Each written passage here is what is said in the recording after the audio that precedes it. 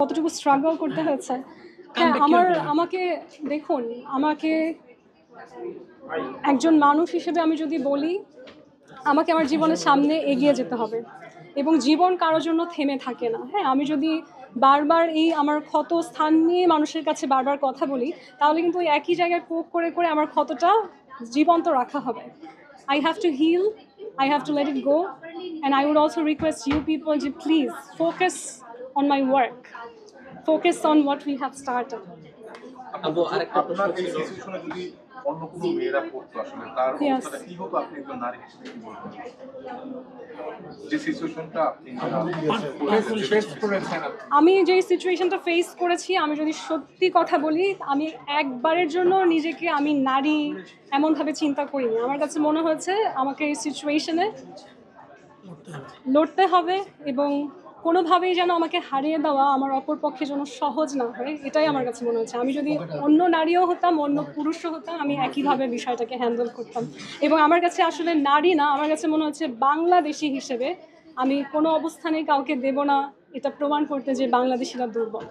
আচ্ছা, আপনি বলছিলেন যে লো এন্ড অর্ডার এবং কেয়ারফুল, এই দুটো জিনিস হচ্ছে নারী নিরাপত্তার জন্য কাজ করে। তো বাংলাদেশে কি আপনার কি মনে হয় যে কেয়ারফুল না, সামাজিক সচেতনতা এবং শক্ত ল অ্যান্ড অর্ডার নারীকে নিরাপদ রাখতে পারে। সামাজিক সচেতনতা বলতে আমি ভাবি, দেখুন, আমাদের নারীর যখন কোনো একটা বিপদ হয়, আমার কাছে মনে হয় যে সেখানে একজন মানুষ তাকে বিপদে ফেলছে। যেমন সে হতে পারে পাবলিক ট্রান্সপোর্টে যাচ্ছে বা রাস্তায় বেরিয়ে হচ্ছে বা কোনো কাজে, কিন্তু সেখানে তো 10 জন ভালো পুরুষ থাকে, তাই না? তারা যদি তাকে সেভ করে, তারা যদি তার সাথে যে পুরুষ কর্মীটা খারাপ তাকে দমিয়ে দেয়, তাহলে তো আসলে নারীর নিরাপত্তার কোনো সমস্যা হয় না। তাই আমার মনে হয় যে সমাজ হিসেবে আমাদের যারা নারী পুরুষ রয়েছেন, সবার উচিত সামনে এগিয়ে আসা। যখন আপনারা কোনো খারাপ কাজ হতে দেখবেন, রুখে দাঁড়ান।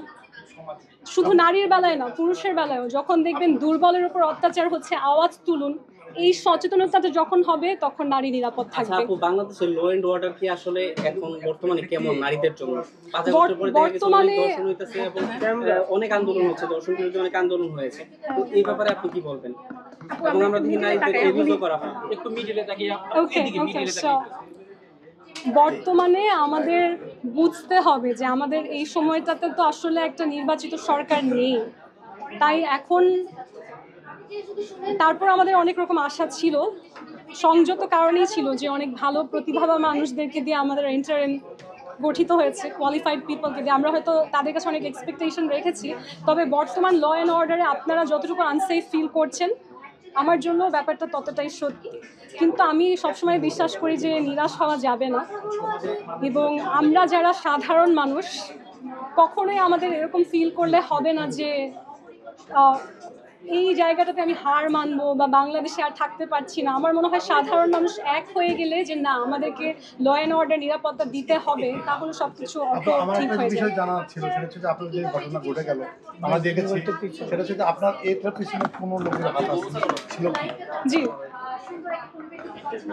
এবং আমার যে পুরো ঘটনাটা আমি বলেছি যে some things are better left for the autobiography, some things are better left for the autobiography. Today, আজকে মেঘনা আলমকে জানুন তার পরিবেশ নিয়ে, তার কাজের জন্য। আজকে জানুন মেঘনা আলমের সাথে যে নারীরা কাজ করে, তাকে সাপোর্ট করে, যে পুরুষরা নারী অধিকারে বিশ্বাস করে এবং মেঘনা আলমকে সাপোর্ট করে, তাদেরকে জানুন। আজকে আপনারা এক হয়ে সারা পৃথিবীকে জানান যে বাংলাদেশে মিস বাংলাদেশ ইম্প্যাক্ট ফোরামের মতন আয়োজন হয়। এবং আমি জানি না আপনারা জানেন কি না, সারা পৃথিবীতে এতগুলো দেশের রিপ্রেজেন্টেটিভ পাঠাতে পারে এমন পার্সন এই বিউটি প্যাজেন্ট এন্টারটেনমেন্ট ওয়ার্ল্ডে কিন্তু আর নেই। এটা আমি অনেক গর্বের সাথে বলতে পারি। এটা আপনারা যখন অনেক শক্তিশালী দেশের দিকে তাকান, আপনাদের বাংলাদেশে এরকম একজন মানুষ আছে যে এই রকম একটা উদ্যোগ করতে সক্ষম হয়েছে, যেটা অনেক উন্নত বিশ্বের উন্নত দেশে নেই।